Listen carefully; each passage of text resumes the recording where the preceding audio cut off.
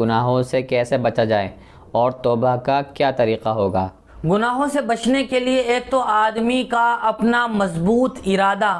اور پکا ارادہ ہونا ضروری ہے کہ میں اب اس گناہ کا ارتکاب نہیں کروں گا۔ دوسری بڑی بات گناہ سے بچنے کی یہ ہے کہ جو چیزیں آدمی کو گناہوں کی طرف لے جاتی ہیں یا جو جگہیں ایسی ہیں کہ جہاں جا کر گناہوں میں ملوث ہو جانے کا اندیشہ ہے، تو آدمی کو ایسی جگہوں سے، ایسے وقتوں سے، ایسے دوستوں سے اور ایسی چیزوں سے پرہیز کرنا چاہیے جن میں پڑھ کر آدمی کے گناہ میں مبتلا ہو جانے کا اندیشہ ہے۔ اسی طرح تیسری بنیادی چیز ہے وہ اللہ تبارک و تعالیٰ کا خوف اور اللہ کا استحضار، تقوی اور پرہیزگاری۔ یہ بھی وہ اوصاف ہیں جن کی وجہ سے آدمی گناہ کرنے سے بچا رہتا ہے۔ اور چوتھی بات یہ ہے کہ آدمی اپنے کسی اللہ والے سے تعلق اور رابطہ قائم کر لے، کسی شیخ سے اپنا اصلاحی تعلق قائم کر لے، جس کے خدمت میں رہ کر، جس کے اصلاح اور مشورے کے ساتھ وہ اپنی زندگی گزارے،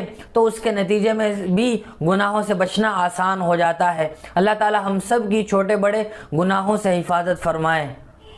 اور توبہ کا افضل طریقہ یہ ہے کہ آدمی اچھی طرح وضو کر کے 2 رکعات توبہ کی نیت سے پڑھے، جس کو صلاۃ التوبہ کہتے ہیں۔ اس کے بعد جو کچھ گناہ ہوئے ہیں ان گناہوں پر شرمندگی ہو اور ندامت کا احساس ہو، اور ساتھ ساتھ اس گناہ کو بندہ چھوڑ بھی دے۔ یہ نہ ہو کہ گناہ میں مبتلا بھی ہو اور توبہ کرتا رہے، بلکہ اس گناہ کو چھوڑ دے اور آئندہ نہ کرنے کا پکا ارادہ کرے کہ میں آئندہ یہ گناہ نہیں کروں گا۔ تو یہ اس طرح آدمی کی توبہ اللہ کی بارگاہ میں قبول ہو جاتی ہے۔ ساتھ ساتھ میں یہ بات بھی ملحوظ رکھنا ضروری ہے کہ حقوق العباد کی توبہ اس وقت معاف ہوتی ہے جب ہم نے جس آدمی کا کوئی قرض ہم پر ہو وہ قرض چکا دیا ہو، ہم نے کسی کے سامان کی کوئی چوری کی ہوئی ہو، اس کا سامان ادا کر دیا ہو یا اس سے معافی مانگ لی ہو، کسی کی غیبت اور چغل خوری ہم نے کی ہو تو ہم نے اس سے معافی مانگ لی ہو۔ تو اگر ہم اس سے بھی معافی مانگ لیتے ہیں اور پھر اللہ سے معافی مانگتے ہیں تو ہمارا یہ گناہ بھی معاف ہو جائے گا